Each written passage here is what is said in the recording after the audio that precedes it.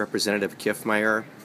We're here at the University of St. Thomas Law School for the debate between John Fund and Mike Freeman, sponsored by the Federalist Society. You were quoted yesterday in the Star Tribune in an article in which Jim Ragsdale forgot to mention that you're not only an author and sponsor of the photo ID amendment that'll be on the ballot this November, but you're also the former Secretary of State of the state of Minnesota.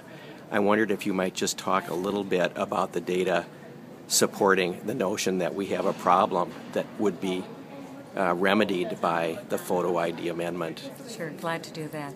You know, after the 2008 election, there were about 500,000 same-day voter registrants, and out of that pool, they were all sent a postcard. It took months to do the data entry, but they were all sent a postcard. And about 23,000 came back as undeliverable, meaning no such person or no such address.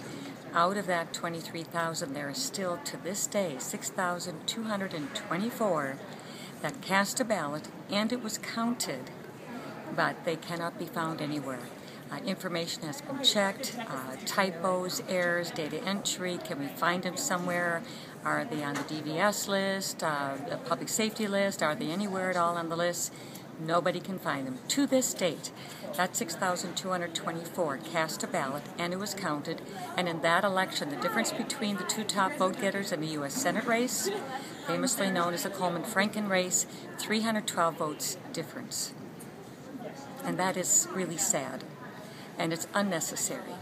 And photo ID would be the one tool that would protect us from that kind of disenfranchisement of honest voters who do what is right and who are eligible.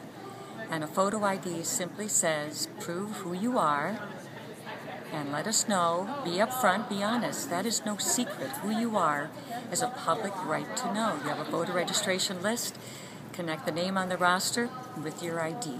It works, and it's simple, and it just makes sense for everywhere else in life, and makes sense with this too. And it still allows for same-day voter registration, vote by mail, absentee voting, military voting. Doesn't hinder anybody whatsoever. It just connects what is current requirements in the Minnesota Constitution with Election Day proof. Thank you. So the folks who say that we don't have a problem would seem to be out to lunch. Yeah, they absolutely are. And not only that, in addition to those 500,000 about same-day registrants, on top of that, you have 2.3 million people who are pre-registered. Now, when they come into the polling place currently, there is no ID requirement. So how do you know? When two strangers are standing in front of each other, one an election judge and one a voter who claims that name, without a photo ID, how do you know that they are who they say they are? So you have 2.3 million, I don't know who's really voting. So on top of that 6,224, you have the great big black hole of the I don't know, because you don't have photo ID. Thanks.